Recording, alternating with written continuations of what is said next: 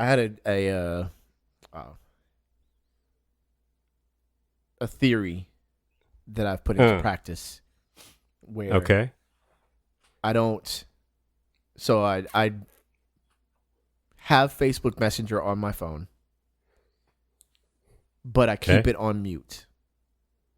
You know what I'm saying? Sure. So the only time the only time I deal with any conversation is if I actually like feel like it. So I'm occasionally check and see like somebody's hit me up 5 days ago, and I'll be like, "Yo, my bad, I don't really check this." Blah blah blah. Of course. Sure. Somehow, some way,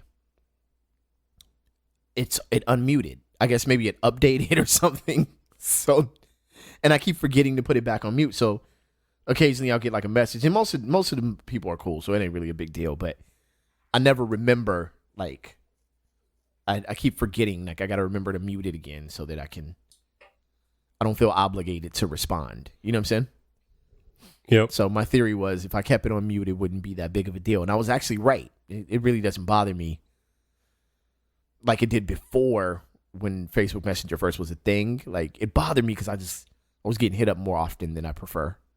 But now, now I gotta calm it down a little bit. I'm a popular guy, Kev. That's what I'm trying to get across here. That was the end of your point? You guys are rocking with Rap Sucks Radio, man. This was literally like someone said, "Once upon a time." Yeah, it really was. Right. It was a story. But I'm trying cool. I'm trying to give people advice. Like, a lot of people don't like having Facebook Messenger. I'm saying if you have it, put it on mute and deal with it when you want to. It's not like your text messages or for people of our age, the one thing that I will say, I know everybody hates it. Everybody hates it. But guess what? There are certain times when you needed to hear from me, but you changed your damn number. I've never and changed. then you didn't tell nobody. No, I'm not talking about you. Oh, okay, I was about to say, wait, I haven't changed my number in years. What happened? I'm not talking about you. Oh, okay. But I'm saying the collective you changed your number and you didn't tell nobody, or you didn't pay your bill, because I know you didn't pay your bill and you had to get a new phone, and I need to hit you about something. Yeah. But for me, the thing that works is that when I hit that person, I'm like, "Yo, what's up with you?" Then, and I know I'm going to wait 5 days or whatever it is, the typical wait time. And then they hit me back and I'm like, all right, cool. Yeah. And we're back on the same page. But so in that way, for me, it's useful. But the muting, this is what I'll say, because I just thought about this today muting obviously is awesome, or snoozing somebody or whatever it's called, right? For 30 days. But then that 30 days ends and you start seeing that person again, and it's like, God damn. Okay. Why did I not just tell you 30 years ago to stop fucking talking to me? Yo, so here's the thing. My 30-day mute is a test. Right? If you pop they back always up fail that test. And as soon as I'll just be like, yo, I don't know. I'll click and see how we're friends, and depending upon how we're friends is my level of tolerance for you. Oh, if I don't know you? No, you're gone immediately. Yeah, like I start looking at associates and be like, whatever. I mean, you know what? High key though, I've actually like unfriended people that I would talk to on a more regular basis than not. And when they asked about it, I said, listen, some people are way better just in-person friends. Matter of fact, for those who, you should follow the Rap Sucks Radio Instagram more than anything, but if you do follow the Track Life Instagram, I actually put that as my one to grow on. Like, one of the things that people have to realize is social media is a place where all of your thoughts at all times are present. And some of us are not the type of friends where I want to know everything you're thinking. Some of us just, we're basketball friends. I don't want to know anything else that you think about anything at any given time. Period, point blank. I'm curious of your opinion on Magic Johnson when he played, and that's the end of it. You know what I'm saying? I got homies I've been best friends with for 30 years that I might mute on occasion. Like, no, I don't really care what you talking about. You know what I'm saying? Like, I don't want to hear it. So yeah, that's a big part of the reason why we have been recording this podcast from different locations.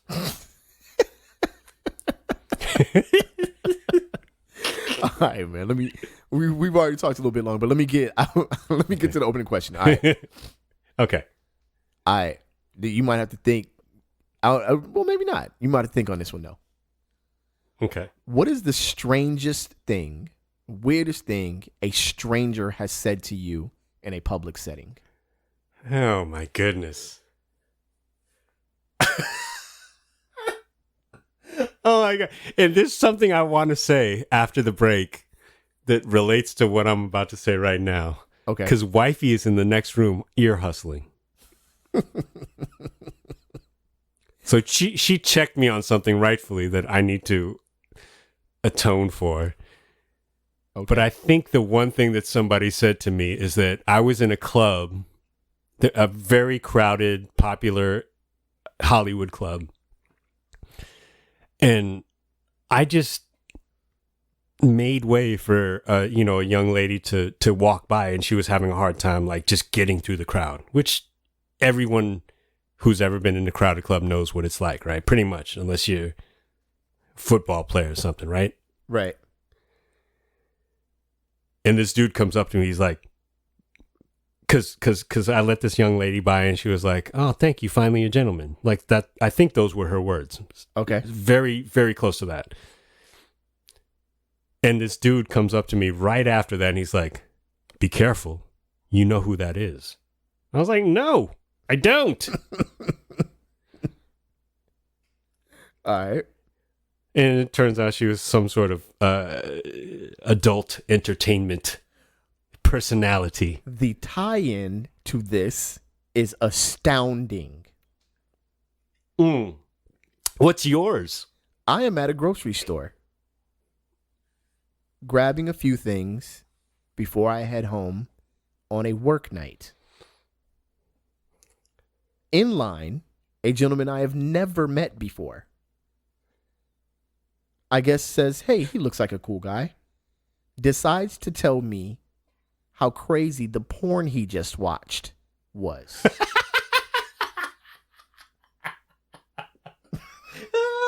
What? I was like, wait, the obligatory question that I have for you. Sure. Was this pre or post locks? Oh, this was 2 weeks ago. Oh. So this is post locks by far. Yeah. Just started explaining to me that he watched the craziest porn the other night. So there's that. I don't know who won that battle. But what was your reaction though? Mine? Yeah. Probably. Cool. I'd imagine the look on my face was like wide-eyed, like, okay. And I was like, okay, listen. Before we go into the break, because we this is the longest we've ever held in before we went to a break. But this is a thing that people do. I'm gonna say people, but I know particularly us black men do when we do not really want to engage in the conversation, but we don't want to be rude. All right, you ready? Because this was my response. What? That's Rap Sucks Radio, y'all. Yo, you are now rocking on Rap Sucks Radio, man. Crack a can of old head energy like this. Do it like this. Hold up. Cracked it wrong. Okay, messed up. Don't do it like I just did it. I just broke my cap trying to crack this can. Hold up. Oh, that sucked. Okay. Anyway, crack a can of old head energy. Don't do it like I just did it. That was terrible. You are now rocking on Rap Sucks Radio. It is officially rap time. I'm not letting Kev say nothing else. We're going into the break. Peace. Rap Sucks Radio.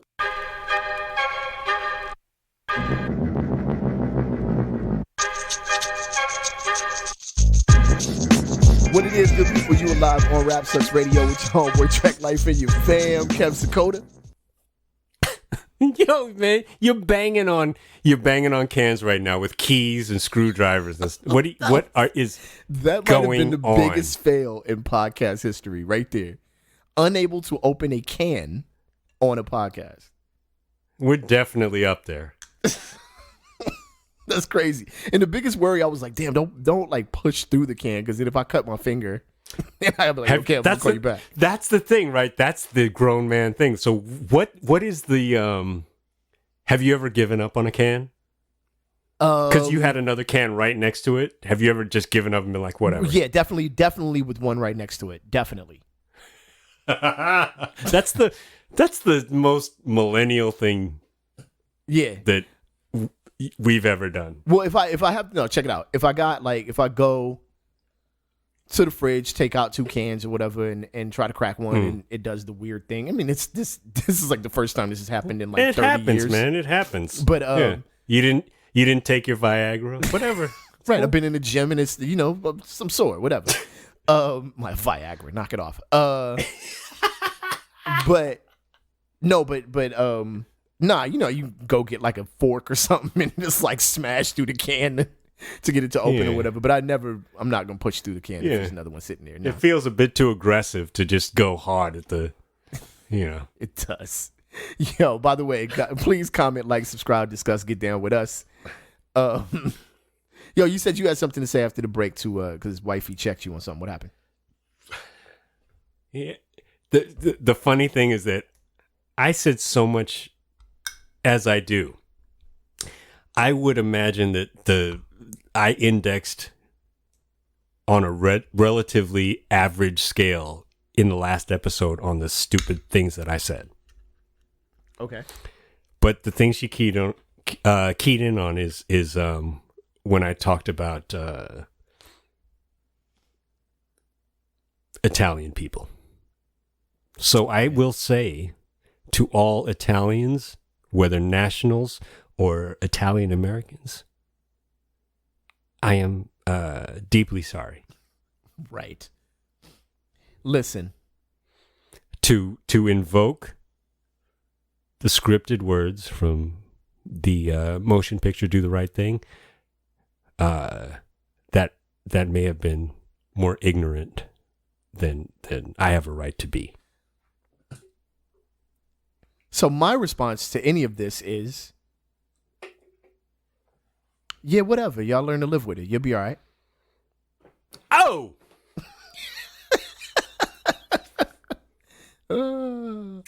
Anyway. Yeah, man. All right, Kev. Whatever.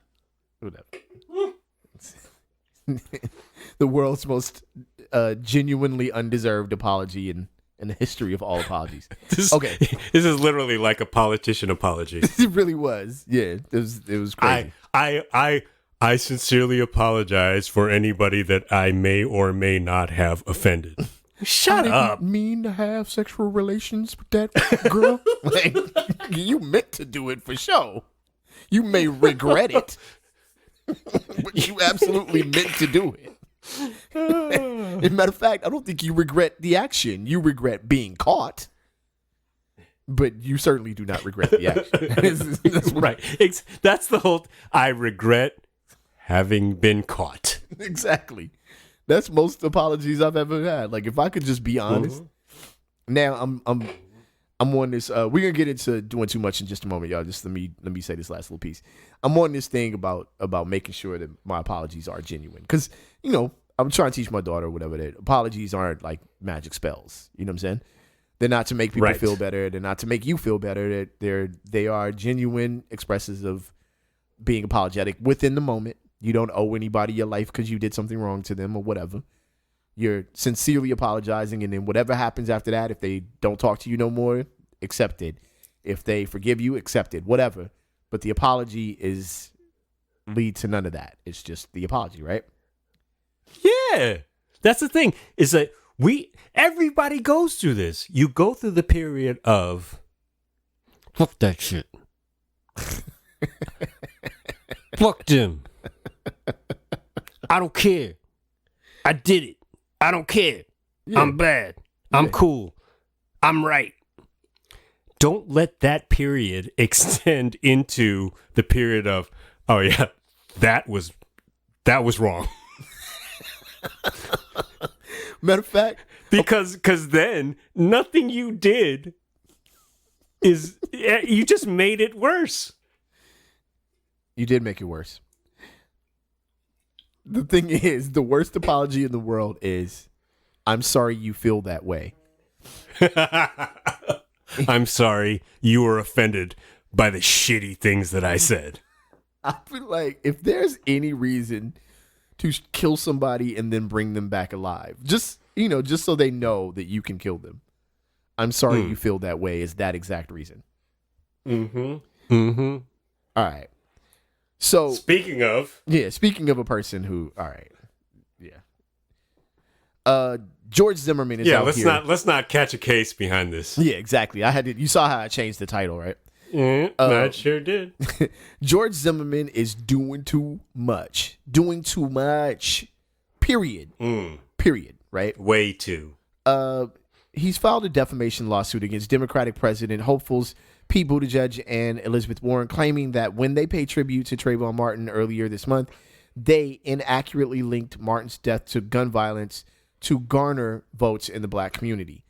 So I'm going to take a surprising angle with this, by the way, but I don't know if anybody, know there are a few regular listeners in the building. What up, though? I had this response to a young lady, singer, and it was in jest, right? This is an actual serious one. Bitch, shut up. Bitch, shut up. Bitch, shut up. That's what I'm saying to Zimmerman. Just shut up. And I'm right. I am completely 100% riding with you on that. Yeah. Just shut the fuck up. Like, I'm tired of this dude. Anyway, the Griot reports that Zimmerman's lawsuit accuses Warren and Buttigieg of actual malice or, at minimum, a reckless disregard for the truth for tweeting about Martin on February 5th for his 25th birthday.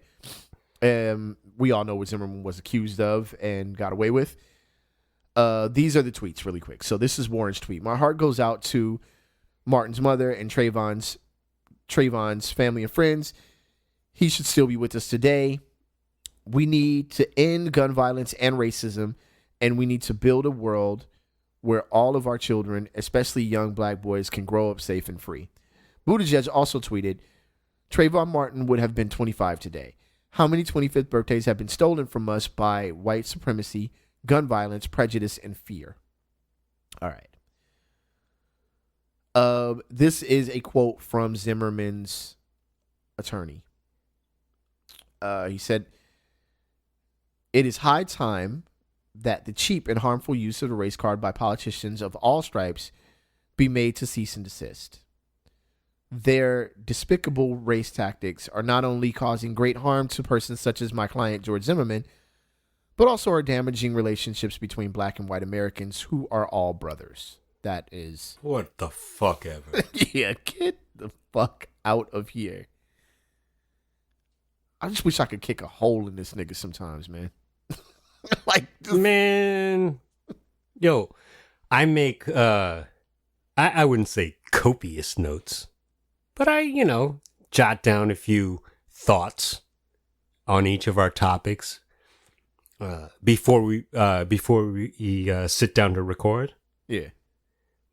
My sole note on this topic was, I just can't. That was it. Period. Huh? Yeah. Period. Point blank. I'm like, with you. Yo, what? Okay, first of all, the terminology race card, right, is used by racists. It really is. It really is, 100%. Yeah, you put that card in the deck. Yeah. You really did. Yeah.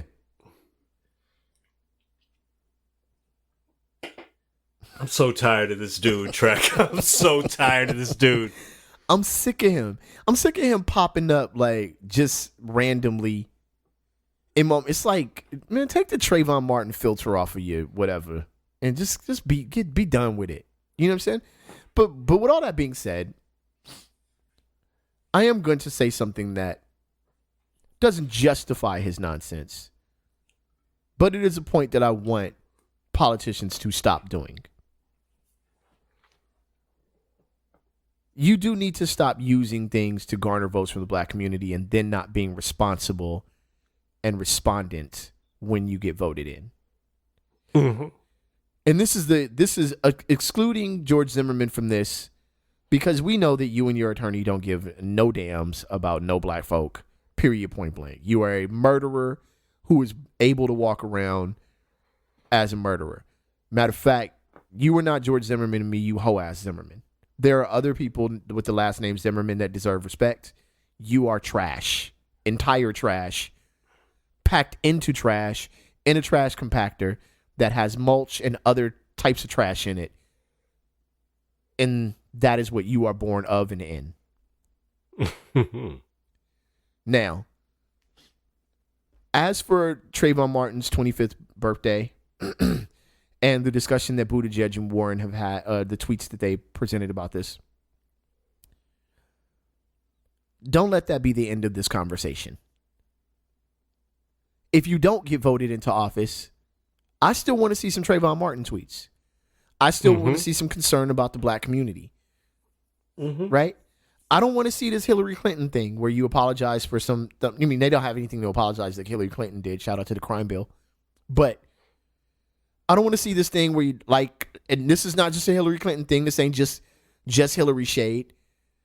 This is all of y'all. Y'all go back to y'all little positions and forget everything you said, not just about the black community, but about any other racial community in the United States and any other any disabled group that you mentioned for empathy, or any women's rights advocacy that you would, all of these things you mention when you're trying to be elected.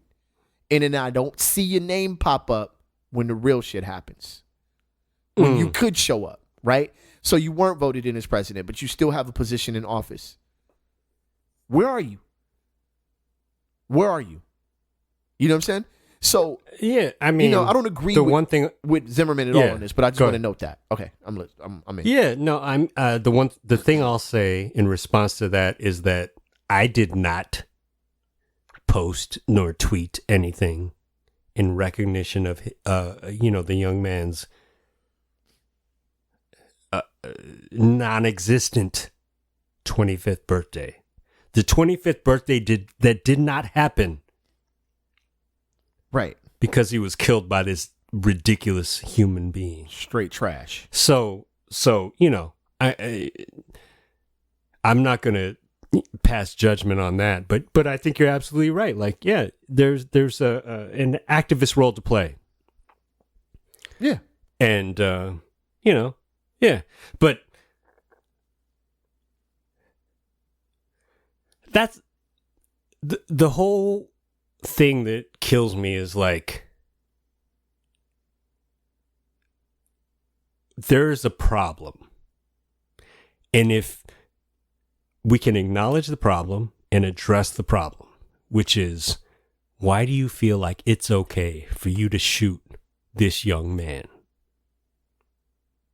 Regardless of whatever the laws are in your crazy state. And state of mind. Yeah. So set that aside. But why do you think that's okay? Why do you think it's okay for you to get to the point where you can follow this dude, disregard the actual law enforcement who told you not to get out of your vehicle? Right. And then get into a situation where your fat ass got your ass beat and knocked down on the fucking ground so that you felt the need to pull out your weapon and do something that ended a young man's life.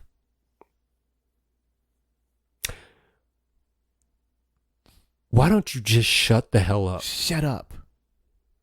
Shut up. And the other side of that argument is like, then don't, and then further to that, why are you talking about what other people should say about the dumb thing that you did? Correct.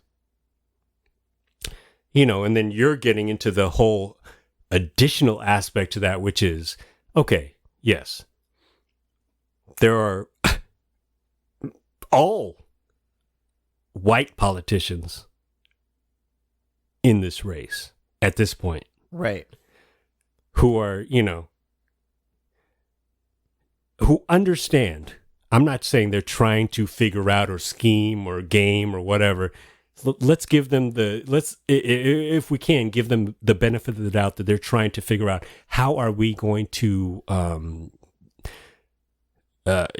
reach out to communities of color. And the first thing is acknowledge the things that people are concerned with. I would, you know, one of the first things, right? Right. So if you're going to, you know, write a tweet, it's like, all right, cool. Like, I hope you're not exploiting it, but at the end of the day, it took you 5 seconds to write it and post it. It takes me 5 seconds to ingest it and say, well, I haven't seen you do anything yet, but I guess that's a good start. But you know what I mean? Like, no, I'm all I'm all for it. I'm all for you speaking about these. Okay, listen, you have a platform larger than you've likely had before. Right? Right. That's the reality of this. Now, we can go back through Bernie Sanders' history and find that he's been involved in a lot of things that he speaks about now. He's been frontline on a lot of them. This isn't me campaigning for Bernie. I'm just speaking directly to what these remaining list of people have done. Right? We can look at Warren. We can look at Hillary Clinton and last year. We can look at Donald Trump in the last 4 years. We can look at Donald Trump when they were all running. We can look at any candidate and see where their mouth has been before they had this large platform. You know what I'm saying? Mm-hmm. I would say, and I'm not saying that it's the right thing to not vote. I'm not agreeing with a non-voter. I think that you should exercise your right to vote. I just think you should. Now, if you don't, I'm not going to bash you for it. I just think you should. But the non-voter, this is actually a legitimate issue that the non-voter has. Well, what happens when I don't vote? What happens if I don't vote for you? Then you quit worrying about you. You don't really have a concern for me. You're only concerned when it's time to get my vote. You know what I'm saying? Like, I think that's a legitimate question. And no, I'm not. Absolutely. No, I absolutely agree. I'm not saying you don't. I'm saying it's a legitimate question, and it's not expecting you to save the world. It's just that there are some follow-through issues that happen. You may not even speak about it again, but when the next Trayvon Martin happens, your voice better be there. You know what I'm saying? Mm-hmm. Because just far too often it's not. And far too often we're all left in the dark. Like I said, it's not just black folks, man. It's almost every single popular issue that is in play when it's time for election. Y'all gone when it's y'all out. Y'all out. Campaign money, y'all out. All of that, y'all out. You know what I'm saying? So, I mean, I don't know. I don't want to disparage them because I think it's great that they tweet about it. I just and the key here is that Zimmerman's a idiot. But in the end, the country's not blind to that. People recognize that you disappear. You know what I'm saying? So, right. You know, it's just a notable thing. We know you gone, man. We know you gone on the issue. So that's all on my end. You know what I'm saying? Yeah, and I mean, you know, we used not used, I don't care. But this story about this punk ass was the catalyst for this topic of conversation. But what it takes us into is the conversation around how politicians deal with issues of race in and out of campaign season, right? Yep. And, you know, until they do something to prove us otherwise, for better or for worse, I think we can table that judgment. Sure. But yeah, first of all,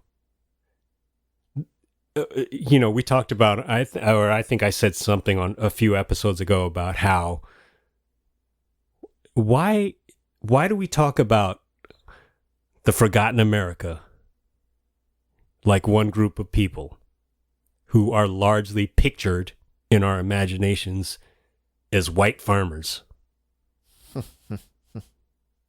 When the things that affect them, the issues both economically, politically, socially, affect many different groups of people who do not look like white farmers or auto workers or coal miners, Right. It's because it is the least common denominator that makes it easy to digest, which is the same reason why people approach their understanding of the primary season in these sort of basic common terms. And we're so big on not being basic, yet the people who don't want to be basic are super fucking basic. Right. The most basic. Yes. So do a little bit of just try a little bit harder to understand what's going on, right? Yeah. And if you are a politician, whether you are a city official or a county official or a state official or a federal official, to understand what's going on with the people around you who are voting to put you in office, and try and identify with, you're not ever going to understand what it is to be them, or to go through the struggles that they go through on a day-to-day basis. But at least listen. At least. Yeah. And this dude, he's so crazy.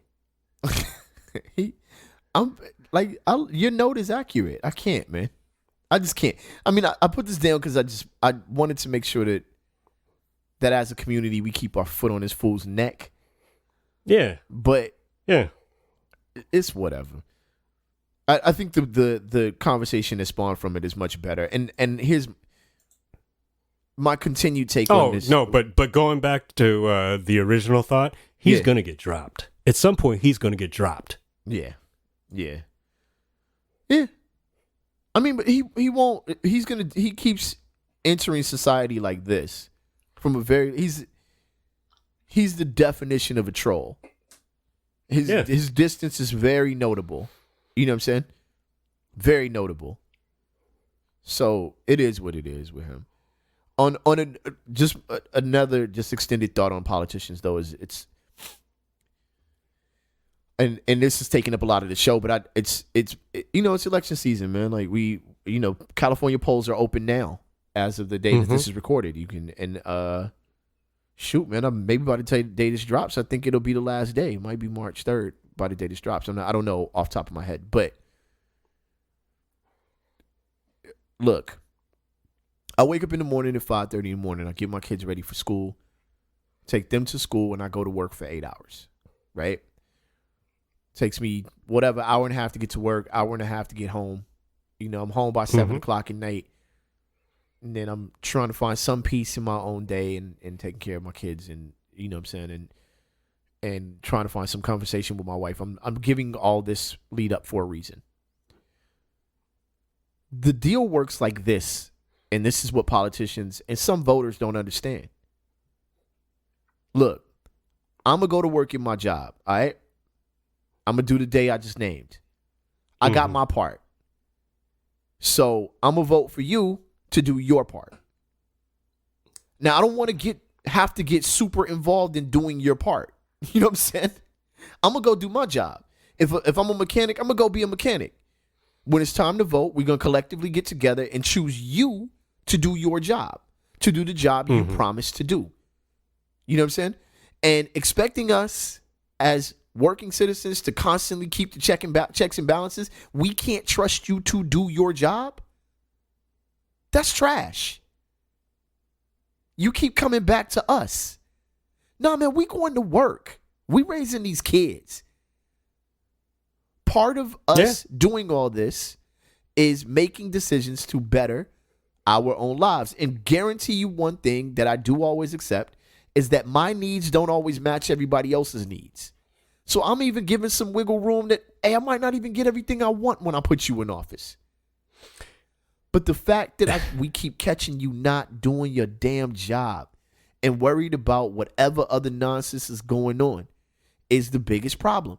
Because now we all got to get back and get involved. Now we got to all learn the law, learn all the intricate details of the law. And now you got people on Facebook that have studied more in the last 4 years than they've ever studied in their life, and they're getting no degree for it. Because you just got to know, like, okay, wait, what's happening right now? What did we lose? What legality has changed? What's going on? And these people we voted into office that are now pushing this back on us. You know what I'm saying? And what you just said has crystallized for me more clearly than maybe ever. The thought that, or the realization that our last president came in, he definitely came in as a dude who you were like, I feel like he knows more than I do. Right. And you know, that's probably right. But he didn't come in. He came in saying, really acknowledging what you just said, which is, this is what my job is. Right. This is how I feel like we're going to, how I'm going to help us accomplish these tasks. I may or may not be right. And if I'm wrong, I'm going to, acknowledge that. And if I'm right, we all win. But but if I'm wrong, I'm not going to blame it on you. Right. And I'm not going to blame it on anybody else. Right. And that's not what that is so far from what we have right now. It's crazy far from it. And it's turning everything else on its ear. Mm-hmm. Because it's a copycat league. Just like any other, just like sports. Yeah. Once somebody wins on one platform, the other person tries to run on the same platform. So, yeah. But the end of the point, the point of all this is George Zimmerman is trash and needs to shut the hell up. Like, just shut up, dog. We done with you. Yeah. Go ahead, man. Go sit down somewhere, man. Go away. Find a rocking chair. You know what I mean? Yeah. Anyway, let's get on to the next topic. We probably only gonna get. We'll see how it goes. We might only get 2 topics out of this episode. I wanted to get a secret extra topic in. Go ahead. Let's do that now. Oh, okay. Because it's February. It's almost the end of February. Yes, Black History Month. I didn't want to. Yeah. It's I was gonna hand it off to you, but you were gonna hand off Black History Month to me. Well, not the entire month. Well, I mean, technically, that's probably fair. Yeah, that'd be fair. Yeah. But your man who kidnapped. Oh, nah, I'm not doing that during Black History Month. I made a conscious decision to save that story for March. Okay.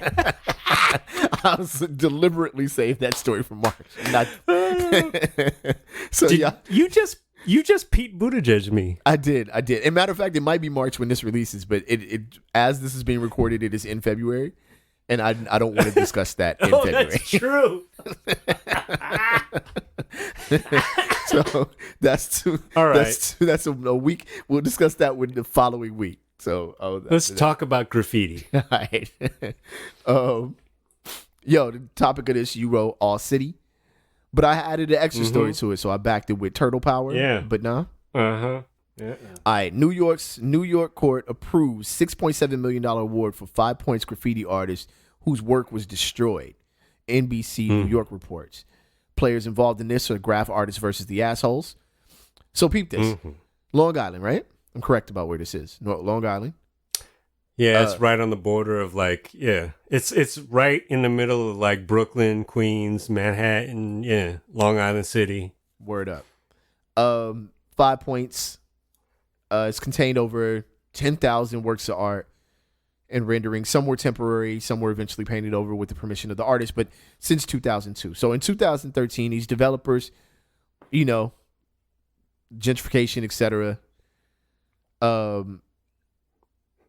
they destroyed the artwork after banning the artist from the area and refusing to let them recover work that could be removed, which is important because this work ends up in galleries worldwide. After artists sued, the U.S. District Judge Frederick Block in Brooklyn concluded that the artworks reflected striking technical and artistic mastery and vision worthy of displaying in prominent museums, if not on the walls of 5 Points. So basically, what I just said, you should have at least let the artists claim the work or be able to take the work that you destroyed or painted over. And the judge agrees here, or I agree with the judge because this ruling already happened. The judge made the award higher than it otherwise would have been after concluding the destruction of the art was willful because the artists were not given 3 months that the law allows to salvage their artwork. The lawyer for the developers has declined to comment. So we'll start with that story, but there's a backing story to that. Yeah. Shouts to Judge Freddie Block. Yeah, he did it. He did it for Brooklyn. He did it for the city. He did it for New York. And yeah, wifey actually, it was mentioned in the article, but the Visual Artists' Rights Act of 1990, I think outlines some of the guidance around how these works should be treated, which I'm not a student of, but it's like, man, you benefited in certain ways for years from cats coming out, and hitting up the walls. And it was did you go with me when you visited? Did we go? No, I know we didn't go. I'm pretty sure Sharon went. Yeah, Sharon might have gone when she came out, but I didn't go. But yeah, it's a, like, when you get there, it was an awe-inspiring thing. Like, because you're walking out of just, regular city blocks, and then you hit this building that looks like a very big, like, school. Yeah. Which I don't know if it was, but and it's literally covered in the dopest shit you've ever seen. Right? And it's right on the water, and you have the Manhattan skyline in the background. And it's gorgeous. It's beautiful. Yep. And people would throw their things up and then go over whatever they had permission to go over. And then I think people were also teaching art classes inside. Yeah, that's ill. That's so ill. And then, but things happen, things change or whatever, but it just wasn't handled in a respectful way. No, it was handled like the artwork wasn't really artwork, like it was decay. And right. You bring this up, and you bring up the kind of the beauty and the mastery of it, and it reminds me of two things.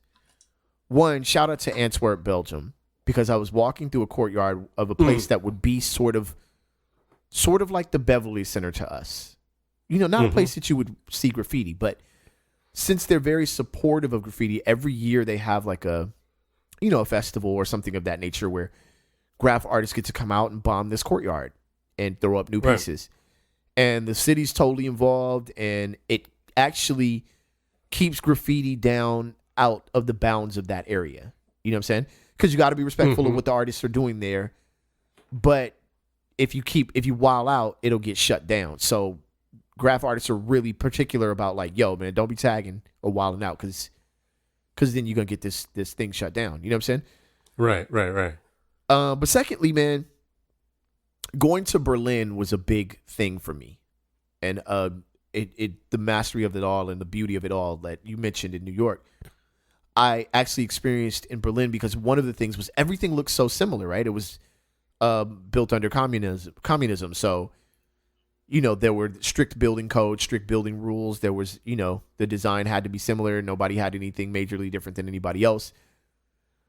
So once the wall fell, one of the most important things was to put artwork everywhere. Mm-hmm. So the sides of what had turned into apartment buildings, well, they were apartment buildings before, but, and restaurants, etc., had a just I'm talking, 5-story high artwork, flowers and bears and just painted things different colors. And the beauty of seeing that, the design of the city was built. It made it this new place for a lot of people who talked about it, who were there before the wall fell. You know what I'm saying? And I Right. say that to say, including your explanation of 5 points, like that's, and there's a quote that I'll mention later that's kind of speaks to, is a testimony of what I'm about to say. That's what makes where human beings gather dope. You know what I'm saying? Is human, Right.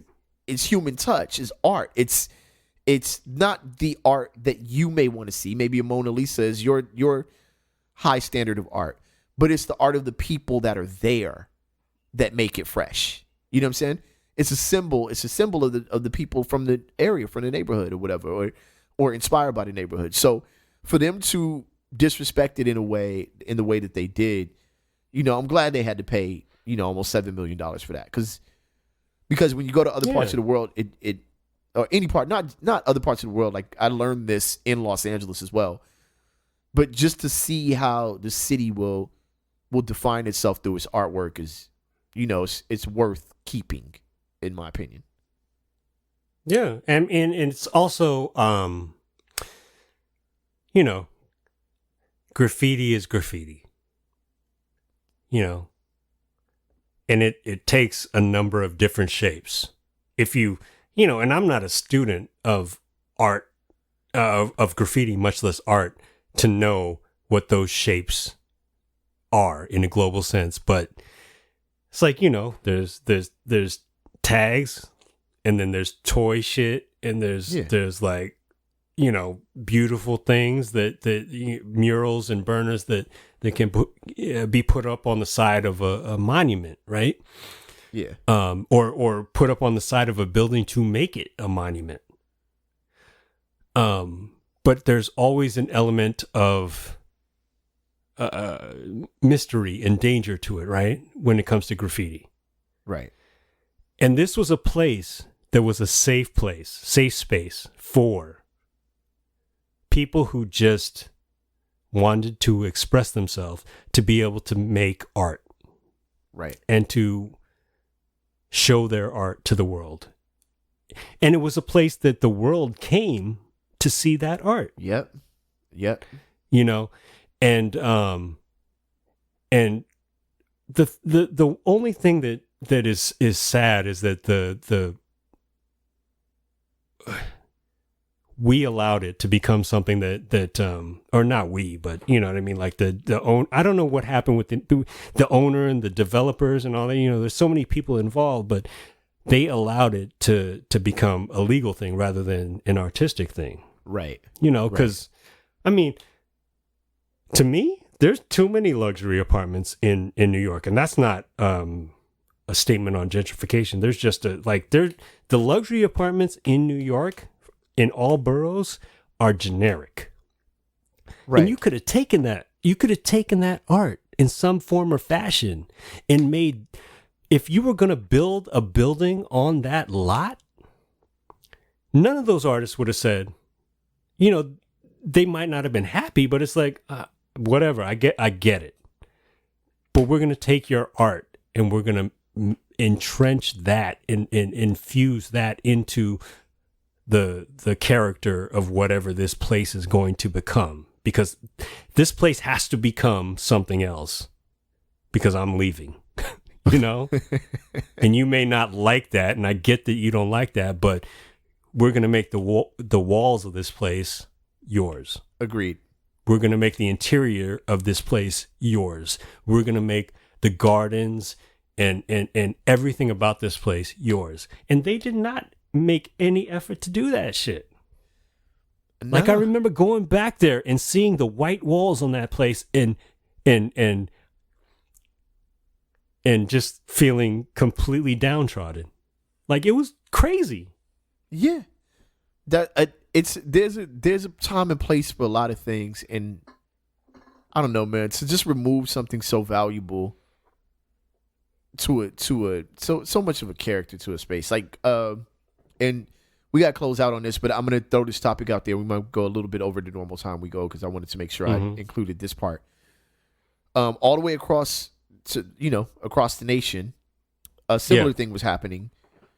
With an artist named Laura Campos. Now, this isn't so much a graffiti, or graffiti as we know it, hip hop. And this just happened today, right? Yeah, this was Tuesday or this Tuesday, weekend or whatever. This week. Last Tuesday. So on the corner of 24th and Cat, out in San Francisco, she said she was Laura Campos. The artist was walking, and she said she noticed something was very wrong. A mural that she had painted on the corner some 10 years ago called Alien Love was completely painted over with a white background and a giant turtle's head and the words Turtle Pie CO. It turned out to be the logo of a cannabis and clothing distributor. So I didn't write a lot of the whole article in here, but to summarize it, she began to repaint the mural because she had been given permission. That mural had been given permission by the building owner 10 years ago. Right. The company that owns the building said that they never gave the Turtle Pie Company any permission to paint over her mural. They said they loved the mural. So it's not like any of this was illegal. The company wanted it there. The owners of the building wanted it there. The people didn't have a problem with it. She was the artist. She still lived in the area. She saw it for 10 years or whatever.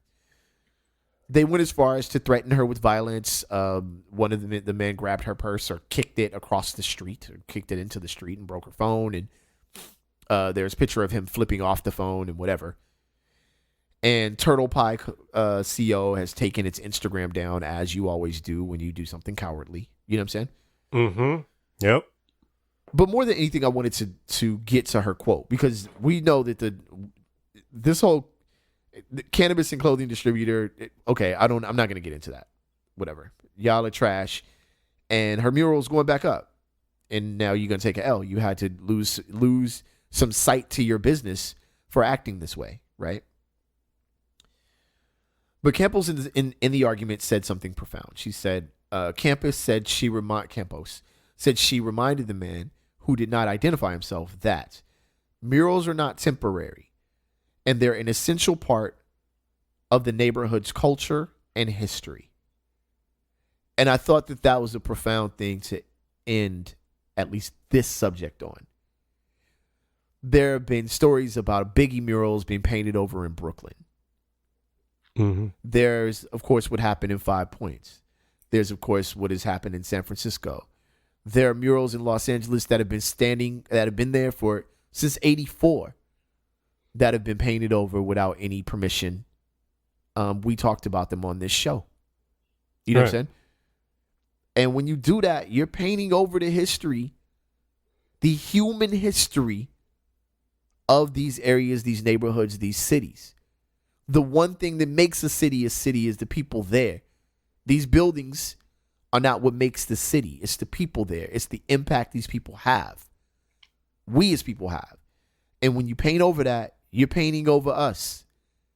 You're painting over the neighbor. You're painting over the history of this neighborhood. Period. And I don't care. And I'm gonna say this, and I'm gonna end my part of it. I don't care if it's a whole group of black folks taking over a Jewish neighborhood. There are parts that group of Jewish people, art they may have put on the wall, decor, that should remain just as a marker of what was once there, who was once there. Right. And I think that's only right. And I think it's trash to remove so much of it, if not all of it, for just some bland singular color for no reason, just for the sake of doing it. You know what I'm saying? So that's my concluding point. Mine. Yeah, there's a culture, you know what I mean, that develops in a geographical area. And it might or might not be connected to an ethnic group or, you know, a race of people, but it's a culture. Yep. And if you want to express art or culture in that geographical area, you need to show a reverence to what has come before you. Yeah. You understand what I'm saying? Yep. And these turtle pie, whatever the hell they are, people absolutely did not do that. No. Didn't even think about it. You know, and I think about it happens everywhere. Like like there's a little mural on the side of a bodega of the ODB, the Return of the 36 Chambers. Yeah. You know, that album cover? Yeah. On the side of a bodega. And I used to walk by it every day. And someone hit it up. And they repainted it. And it's, I don't know if it's still there, but it stayed there for as long as I can remember. You know, and that was part of that Bed-Stuy neighborhood. Yeah. You know, and there was a respect that came with that, you know, because at the end of the day, it's like, that's what, if you know, we like to think of ourselves as a melting pot, you know, so we have a lot of cultures in, you know, races of people, obviously, but also cultures and practices and religions and beliefs and things that come together, you know, and sometimes the mishmash of that is more pronounced in certain places than they are in others where everybody believes and thinks the same thing. But in the places where this mishmash is just smashed together, it becomes more important that we are able to not only express what those beliefs are, but be able to also notice those things and like just respect. Yeah. You know? The easiest and stop thing. being and don't be a dick. Yeah. Like that dude who flipped off the phone, who painted over Homegirl's mural. Yeah. Yep. Yo, he's gonna get rolled. He not gonna be The back fuck on up. He not gonna be on that blog no time soon.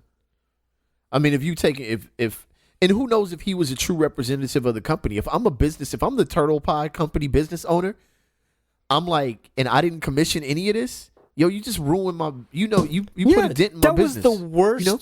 Yeah, that was the worst advertising thing you could have done because they shut down their Instagram, they shut down their apparel, whatever website or whatever it was. They shut down everything that they did. You know, real, weed culture people are not going to fuck with them. Yeah. You're done. You took a L. You blew it. You took a L. You got to come back different now and change your whole scheme. Yeah. But anyhow, man, you were live on Rap Sucks Radio. Thank y'all for listening. This is your homeboy Trek Life and your fam, Kev Sakota. Yo, check us out on any of the podcast platforms. So if one ain't working for you, the next one will. Please like, subscribe, discuss, get down with us. And also, check out RSR Podcast on Facebook or Rap Sucks Radio on Instagram for clips and articles of the things that we discuss on the show. So you can fact check us if you prefer or have your own opinion. With all that being said, man, we hope y'all have a wonderful rest of the week. And on the count of three, Kev will say peace because I'm letting him do these things alone now. 1, 2, 3. Shut up, Trek. There's nothing peaceful about that. We'll catch y'all, man, next week. Peace. Peace.